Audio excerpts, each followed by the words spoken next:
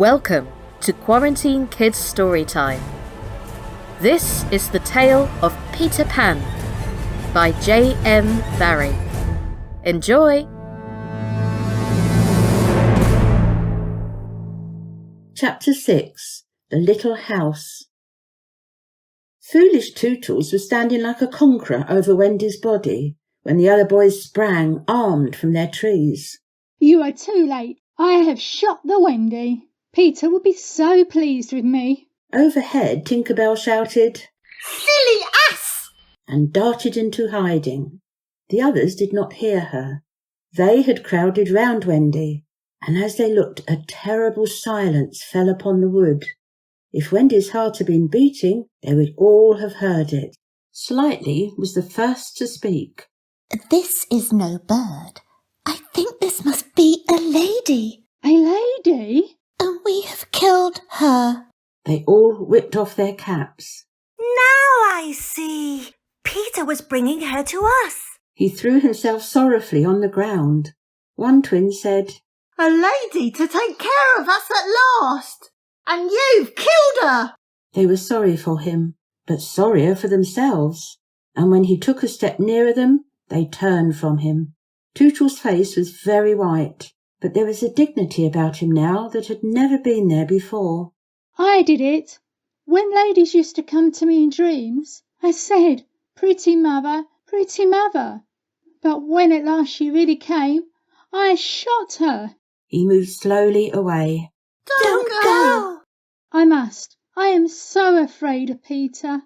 It was at this tragic moment that they heard a sound which made the heart of every one of them rise to his mouth.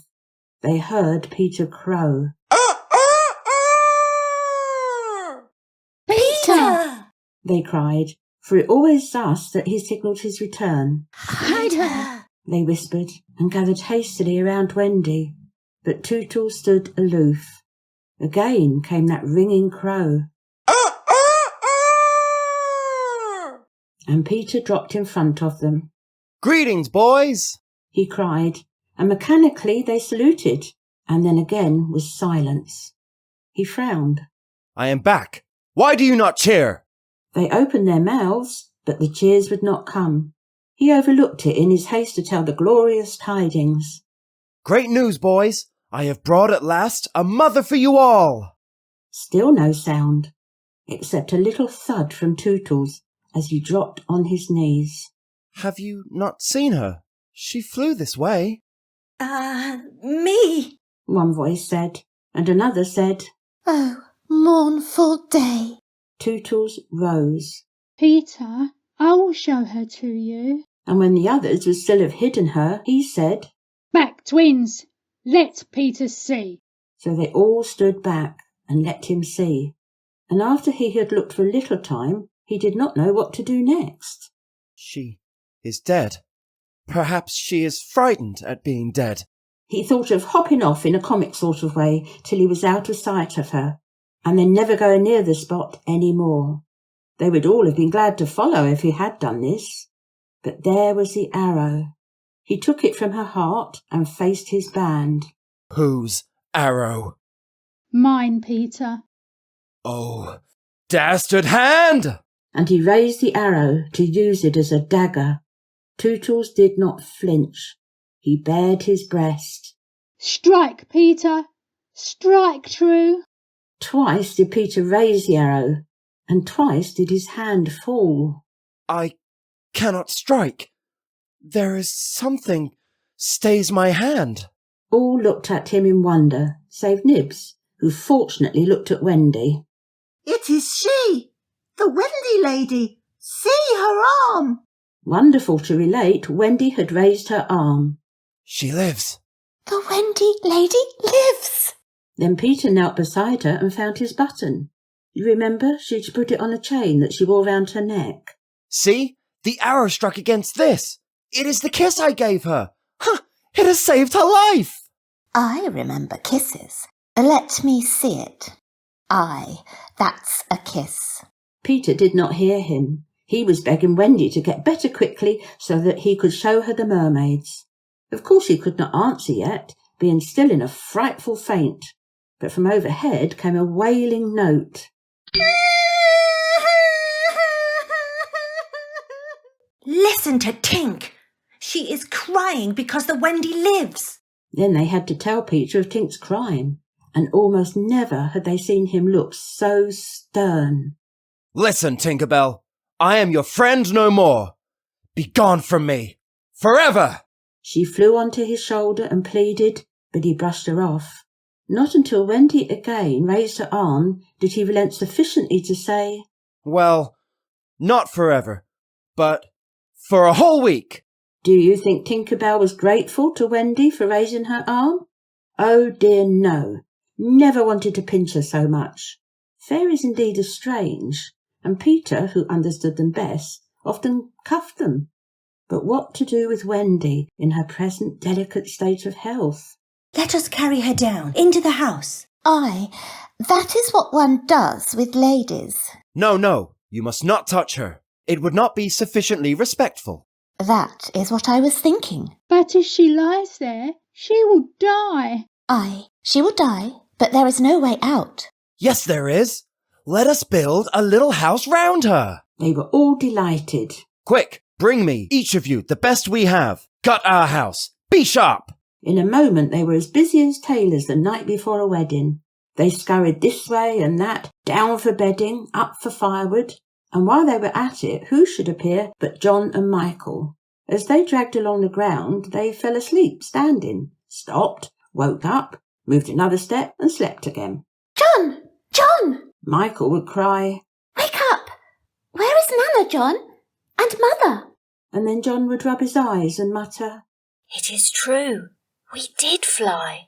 You may be sure they were very relieved to find Peter. Hello, Peter. Hello. Replied Peter amicably, though he had quite forgotten them. He was very busy at the moment measuring Wendy with his feet to see how large a house she would need. Of course he meant to leave room for chairs and a table. John and Michael watched him. Is Wendy asleep? Yes. John, let us wake her and get her to make supper for us. But as he said it, some of the other boys rushed on, carrying branches for the building of a house. Look at them. Curly, Said Peter in his most captainy voice. see that these boys help in the building of the house. Aye, aye, sir. Build a house? For the Wendy. For Wendy? Why, she is only a girl. That is why we are her servants. You? Wendy's servants? Yes, and you also. Away with them! The astounded brothers were dragged away to hack and hew and carry. Chairs, and a fender first. Then we shall build a house round them. Aye, that is how a house is built. It all comes back to me. Peter thought of everything. Slightly. Fetch a doctor. Aye, aye. Said Slightly at once, and disappeared, scratching his head. But he knew Peter must be obeyed, and he returned in a moment wearing John's hat and looking solemn. Please, sir, are you a doctor? The difference between him and the other boys at such a time was that they knew it was make-believe, while to him make-believe and true were exactly the same thing. This sometimes troubled them, as when they had to make-believe that they'd had their dinners. If they broke down in their make-believe, he rapped them on the knuckles. Yes, my little man. Slightly anxiously replied, who had chapped knuckles. Please, sir, a lady lies very ill. She was lying at their feet, but Slightly had the sense not to see her. Tut, tut, tut. Where does she lie? In yonder glade. I will put a glass thing in her mouth. Said Slightly, and he made believe to do it, while Peter waited. It was an anxious moment when the glass thing was withdrawn. How is she? Tut, tut, tut. This has cured her. Oh, I am glad. I will call again in the evening. Give her beef tea out of a cup with a spout to it. But after he had returned the hat to John, he blew big breaths, which was his habit on escaping from a difficulty. In the meantime, the wood had been alive with the sound of axes. Almost everything needed for a cosy dwelling already lay at Wendy's feet. Peter, she is moving in her sleep. Her mouth opens. Oh, lovely. Perhaps she is going to sing in her sleep. Wendy, sing the kind of house you would like to have. Immediately, without opening her eyes, Wendy began to sing. I wish I had a pretty house, the littlest ever seen, with funny little red walls and a roof of mossy green. They gurgled with joy at this, for by the greatest good luck the branches they had brought were sticky with red sap, and all the ground was carpeted with moss. As they rattled up the little house, Wendy began to sing. Oh, really, next I think I'll have gay windows all about, with rosies peeping in, you know, and babies peeping out. With a blow of their fists they made windows, and large yellow leaves were the blinds. But roses? Roses, cried Peter sternly.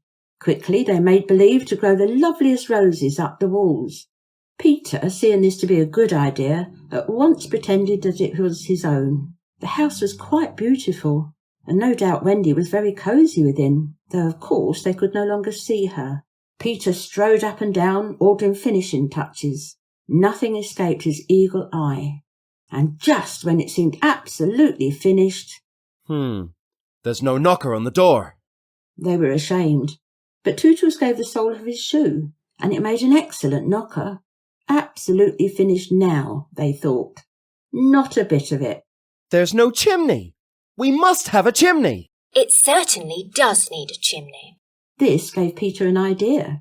He snatched the hat off John's head, knocked out the bottom, and put the hat on the roof. The little house was so pleased to have such a capital chimney that, as if to say thank you, smoke immediately began to come out of the hat. Now really and truly it was finished. Nothing remained to do but to knock. All look your best. First impressions are awfully important. He was glad no one asked him what first impressions are. They were all too busy looking their best. He knocked politely. And now the wood was as still as the children, not a sound to be heard, except from Tinkerbell, who was watching from a branch and openly sneering. What the boys were wondering was, would anyone answer the knock? If a lady, what would she be like? The door opened and a lady came out. It was Wendy. They all whipped off their hats. She looked properly surprised, and this was just how they had hoped she would look. Where am I? Of course, Slightly was the first to get his word in. Wendy lady, for you we built this house. Oh, say you're pleased. Oh, lovely, darling house. And they were the very words they'd hoped she would say. And we are your children, cried the twins. Then they all went on their knees and, holding out their arms, cried, Oh, Wendy lady, be our mother. Ought I?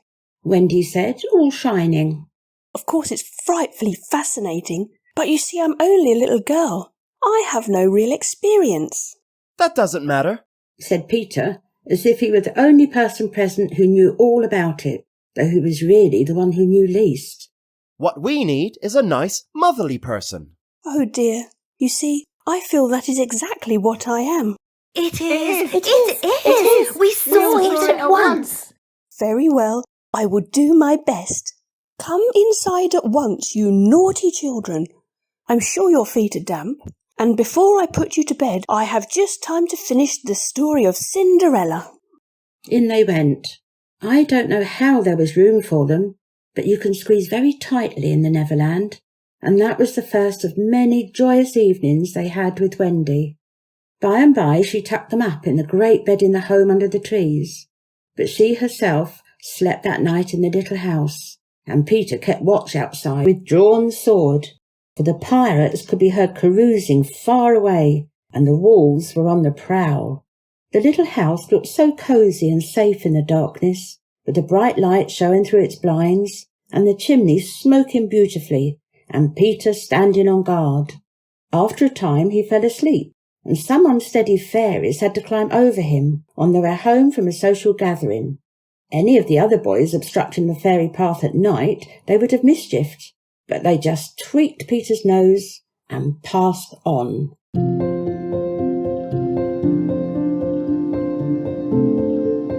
That was Chapter 6 of Peter Pan by JM Barrie. Will this lovely idyllic setup still be here by next week?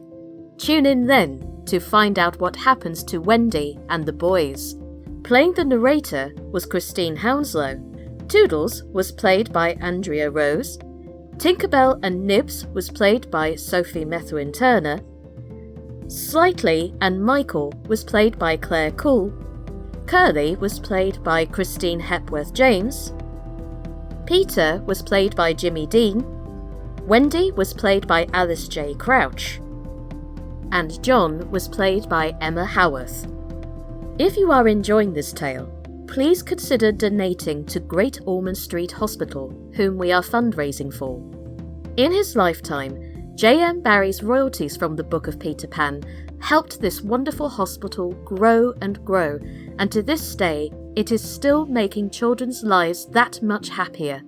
Please donate directly to them in the link in the description box. Take care, everybody, and see you next week, and stay safe out there. Bye-bye!